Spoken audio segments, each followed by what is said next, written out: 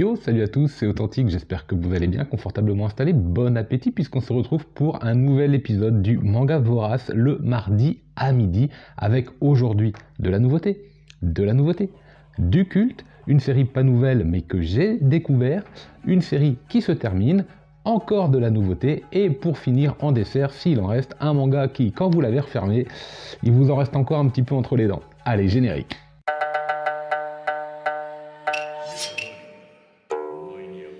Je rappelle tout de suite une nouvelle fois que vous avez le chapitrage pour pouvoir naviguer sur la vidéo comme vous le voulez, vous rendre directement sur les mangas qui vous intéressent, y revenir plus tard, comme vous voulez. Bref, consommez cette vidéo comme bon vous semble du moment que vous la regardiez, du moment que vous laissiez le petit com, que vous la partagiez, que vous vous abonniez, bref, bonne vidéo à tout le monde. Allez, on démarre avec une nouveauté de chez Mangetsu, Shiga Hime par Sato Hirohisa. Je l'avais pas encore en tête, donc tome 1, une édition de fort belle facture avec une cover vraiment très sympathique. Nous avons des pages couleurs d'emblée comme ça, puis un petit chapitrage qui apparaît. Vraiment une très bonne édition de chez Mangetsu là pour un format très simple. Et ça fait plaisir à voir, je trouve que cet éditeur s'améliore dans la qualité des mangas qu'il propose. Ça c'est mon point de vue. De quoi ça parle Shiga Hime? De vampires. De vampires, de familiers de vampires, donc des espèces de ghouls en fait qui vont être au service du vampire pour aller chasser et ramener à manger. C'est un petit peu de tout ça que ça va parler et saupoudrer d'un peu d'amour, saupoudrer aussi, je pense, dans les tomes à venir de beaucoup de vengeance ou de ressentiment. Je vais pas trop vous en parler, mais nous avons un jeune héros lycéen banal qui va faire la rencontre de ce vampire. Alors évidemment ça va pas bien se passer, tout va s'articuler autour de cette rencontre dans ce premier tome pour poser les bases en fait d'une histoire, et puis sûrement d'une histoire où on va faire intervenir tous les ingrédients que je viens de vous citer il y a quelques instants. C'est vraiment plutôt pas mal fait, avec un scénario relativement classique, hein, c'est du vampire, on en a déjà lu, déjà vu, mais c'est plutôt sympathique, c'est rythmé, c'est dynamique, et le trait est au service de l'ambiance, puisque le trait est relativement violent, relativement incisif, relativement tranchant. Je pense que pour ce genre de manga, vu l'univers dans lequel on est plongé, on se doit d'avoir des dessins comme ça qui sont assez marquants et marqués. C'est plutôt cru, c'est plutôt gore, que ce soit au niveau des hémoglobines ou du rapport au corps, parce que les vampires, vous savez, aiment plutôt bien la luxure. Donc là c'est le cas, ça marche bien, c'est un seinen, c'est pas forcément à mettre pour public averti. Oui, j'ai envie de continuer ce titre. Suivant. Pour le manga suivant, nous avons encore une nouveauté d'une autrice que j'affectionne particulièrement. Je vous avais présenté sans préambule la semaine dernière. Et c'est Saturn Return cette semaine, toujours chez Akata, par Akane Torike, donc la femme d'Inyo Asano, parce que je sais que dans les commentaires, on m'a dit tiens c'est marrant, c'est un dessin qui ressemble à Inyo Asano, mais pour cause, ils sont mari et femme, donc ceci explique peut-être cela. Là aussi on a une édition très bonne, hein. Franchement c'est du classique, mais c'est du classique efficace, moi c'est ce que j'aime, vraiment le manga est plutôt épais, très accessible, hein, une couverture assez atypique là, avec ce jaune et pas mal d'écriture, c'est plutôt rare, mais c'est assez intriguant, d'autant que c'est une autrice à qui j'ai envie de faire confiance, donc j'y suis allé les yeux fermés et je ne regrette vraiment pas cet achat. Il aurait pu être le coup de cœur de la semaine, c'est pas évident, cette semaine il n'y aura pas de coup de cœur, mais il y aura vraiment la très bonne lecture de la semaine quand même.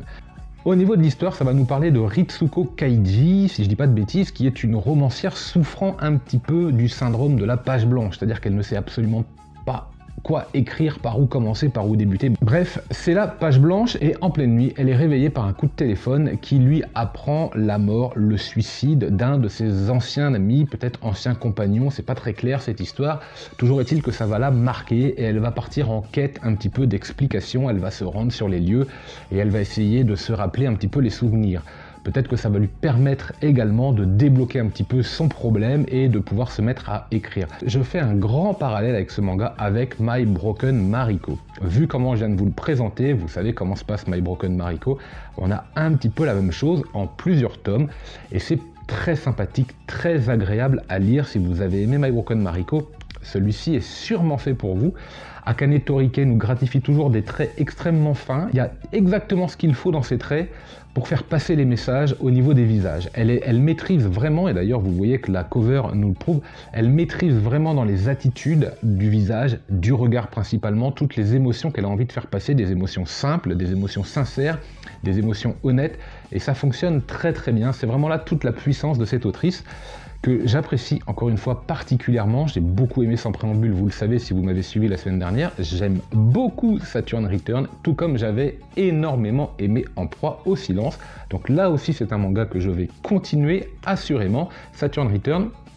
On enchaîne maintenant avec un manga qui est absolument culte pour tous les amoureux du manga des années 90 et tous les amoureux du manga qui ont suivi ensuite. Évidemment, je parle de la Perfect de Dragon Ball que je suis en train de me refaire, ce coup-ci avec les tomes 5, 6, 7 et 8, oui ça se lit vite, je peux me permettre en une soirée d'enchaîner plusieurs tomes, donc là je suis à jour en plus avec mes achats.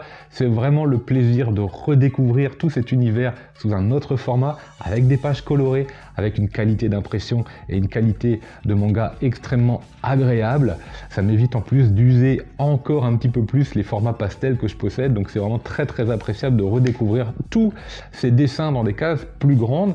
En plus Sangoku là il est petit, donc c'est le tournoi évidemment des arts martiaux, la rencontre avec Tao Pai Pai, avec Ten Shinhan, avec Mamie Baba la voyante là, avec évidemment tous les acolytes de la série, et bientôt on va enchaîner avec Piccolo, donc j'ai vraiment hâte de redécouvrir encore tous ces arcs, c'est un vrai délice. Je le mets pas en coup de cœur parce qu'en fait il est au-dessus de tout. Dragon Ball édition Perfect chez Glénat, on en reparlera plus tard maintenant. Et on continue maintenant avec un manga très intéressant, vraiment très intéressant. L'auteur de I Am a Hero était arrivé chez Kiyun avec Ressentiment, 2 gros tomes comme vous le voyez qui sont en fait la synthèse de 4 tomes simples. On a une jaquette plutôt sympathique. Alors l'auteur possède pour moi les jaquettes les plus dégueulasses qui existent dans l'univers du manga en France, avec quelques autres tomes, mais franchement quand vous voyez les covers de I Am a Hero, moi je les trouve dégueulasses, et là aussi là, c'est vraiment pas la fête. Le travail de Kiyun est très bon, mais les dessins je sais pas, c'est pas terrible. Avec Ressentiment je n'avais pas du tout l'impression de lire une œuvre de l'auteur de I Am a Hero, si ce n'est par le dessin. Pourquoi? J'avais beaucoup plus l'impression de découvrir une nouvelle œuvre de l'auteur de Poison quotidien, Saltiness, Himitsu par exemple, parce que c'est une espèce de tranche de vie un peu crassouse, avec pas mal de losers, où la moquerie sociale, la décadence un petit peu comme ça est en place, où on se moque un petit peu de tous les travers et de tous les vices de la société japonaise, et c'est très bien rythmé, c'est plutôt dégueulasse au niveau du trait, vous allez voir quelques images et vous allez vous rendre compte ce que je veux dire avec ce parallèle avec l'auteur de Poison quotidien par exemple. Franchement c'était assez étonnant, j'ai été très surpris souvent de me poser la question, mais c'est vraiment l'auteur de I Am a Hero qui fait ça? Et oui c'est bien lui, c'est une œuvre très sympathique, j'ai passé un très bon moment de lecture, même si celui-ci était vraiment long. On a l'histoire en fait d'un loser, un trentenaire, avec tout ce que la société japonaise peut caricaturer si vous êtes un loser. Un travail bof, vous n'avez pas d'appartement, vous vivez chez votre maman, évidemment vous êtes reclus dans votre chambre, vous n'avez pas de copine, et puis vous êtes évidemment moche, gros, gras, vous transpirez, en veux-tu, en voilà, vous n'avez plus de cheveux, bref, tous les codes sociaux qui font que vous êtes un loser sont apparents dans Ressentiment, et notre héros va se réfugier dans un monde virtuel où on peut, moyennant une certaine somme d'argent, participer à un jeu. Vous allez configurer évidemment le jeu, la connaissance d'un autre avatar virtuel qui va être votre copine et qui sera à l'image que vous voulez qu'elle soit, sous tous les aspects. Ensuite, petit à petit, vous allez avoir une confusion évidemment du réel et du virtuel. Va s'en suivre pas mal de scènes assez cocasses. Notre loser va évidemment être un loser dans la vie de tous les jours, mais on change pas une équipe qui gagne, va être un loser dans le monde virtuel, je vous en dis pas plus. C'était rigolo, c'était frais, c'était dynamique, malgré le temps de lecture, ça restait dynamique et très drôle par moments. C'est sympa. C'est sympa, si vous avez l'occasion de découvrir ce manga, si vous aimez l'auteur de I Am a Hero, vous pouvez y aller, vous verrez qu'il a fait autre chose de plutôt agréable, et surtout si vous aimez l'auteur, je n'ai plus son nom en tête, mais si vous aimez l'auteur de Poison quotidien, Himitsu, Saltiness, tout ça, alors vraiment intéressez-vous à Ressentiment, parce que pour moi, ils sont cousins et ça marche très bien. Next, j'ai terminé une série chez le Lézard Noir, elle ne rentre pas celle de mon mari, tome 5, avec son édition plutôt fragile, il faut faire attention, il n'y a pas de cover, c'est un cartonné, j'ai toujours peur d'abîmer les coins, mais sinon c'est très agréable, moi j'aime bien ce genre de format tout de même. Les traits sont relativement simples parce que l'histoire vraiment est un témoignage, et ce qui compte c'est vraiment ce que le manga raconte, pas tant dans ses traits que dans sa narration et dans les émotions, les scènes que l'autrice veut nous partager. Elle ne rentre pas celle de mon mari, parle vraiment de cette situation. Nous arrivons à la conclusion de cette histoire. Se sont-ils séparés? Ont-ils réussi finalement à faire leurs petites affaires? Ont-ils trouvé un échappatoire? Je ne vous en dirai pas plus, toujours est-il que nous avons été invités à découvrir de façon assez intime une tranche de vie de ce couple, c'est une histoire vraie, et que ce manga se conclut à la fin d'une tranche de vie, mais ça continue et on nous remercie, voilà, la porte est fermée et ça ne nous regarde plus, mais c'est vraiment très sympathique d'avoir su témoigner comme ça à travers un manga cette histoire assez surprenante, ce thème un petit peu incroyable, pas forcément facile non plus à livrer puisque c'est un témoignage réel. C'était vraiment sympathique, c'était vraiment pas mal, c'est plutôt douloureux également au sens propre comme au sens figuré. Elle ne rentre pas, celle de mon mari, tome 5 chez le Lézard Noir, je pense que ça peut être à découvrir, c'est très très sympathique. On va enchaîner maintenant avec un manga beaucoup plus léger. J'adore le titre, Ping Pong. J'adore le travail là aussi de Mangetsu, ce noir et rose. Je trouve que ça marche mais très très bien. Donc c'est en 2 tomes, c'est une intégrale. Nous avons un manga qui parfois est vraiment bien dessiné, qui parfois est beaucoup plus léger. C'est le premier manga de Comic Jackson. Je pense qu'il y a du potentiel. Je pense qu'on entendra encore parler de cet auteur-là à travers ses dessins, assurément. Mais l'histoire est relativement bancale. Ça démarre n'importe comment, ça finit n'importe comment, et entre les deux, ce n'est qu'une succession de gags manga, de chapitres qui finalement essayent de faire un lien qui n'existe pas vraiment. On attend quelque chose qui n'arrive pas, c'est bien dommage. Ce n'est pas vraiment un manga sur du ping-pong. Je suis relativement déçu du rythme et de la façon dont l'histoire a été abordée. Je m'attendais à quelque chose de plus loufoque, de plus what the fuck. C'est un manga qui se veut un petit peu comme dans la veine de la collection What the fuck chez Akata, mais ça marche pas. Et je suis un peu déçu. Voilà. N'hésitez pas à laisser dans les commentaires ce que vous avez pensé de Ping Pong. Bon, là pour le coup, moi c'est un échec, c'est le 2e échec de l'année. Bon bah, ça peut pas marcher à tous les coups non plus, hein. Et on termine avec la lecture incroyable, très carnassière, Gannibal chez Meian, tome 8. Alors dès le départ, j'ai eu un gros doute à la lecture de ce manga. J'ai eu vraiment peur. Je vais vous expliquer pourquoi. Vous avez la cover, vous la voyez là de face, avec évidemment notre personnage là un peu taré quand même, hein, faut le dire, qui manifestement cache un feu, se retourne, donc il a peut-être entendu du bruit, et puis il y a un feu.